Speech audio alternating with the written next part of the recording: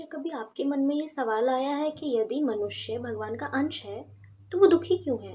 उसके पास तो बहुत सारी शक्तियां होनी चाहिए, उसके पास विजडम होना चाहिए। है वो चाहता है इस माया से ऊपर उठना तो वो उठ सकता है। उसके पास तो ज्ञान होना चाहिए, उसके पास विवेक होना चाहिए। फिर वो इतना स्ट्रगल क्यों करता है?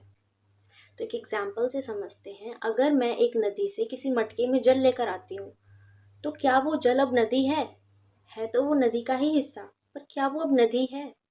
उसे नदी बनाने के लिए हमें उस मटके को फोड़ना होगा ताकि वो जल नदी में मिलकर नदी बन सके। उसी तरह मनुष्य को भगवान में दोबारा से मिलने के लिए अपने अहंकार को तोड़ना होगा। जिस तरह मटके ने उस जल को उस नदी से अलग कर दिया, उसी तरह मन और पांचों इंद्रियों ने मनुष्य को, जीवात्मा को भगवान से अलग कर दिया। तो अगर हम इस मटके को फोड़ देते हैं तो जल वापस से नदी में मिल सकता है और मनुष्य भी भगवान में मिल सकता है। यही बताया है श्री कृष्ण ने श्रीमद् भगवत गीता के 15वें अध्याय के 7वें श्लोक में। तो श्लोक इस तरह है।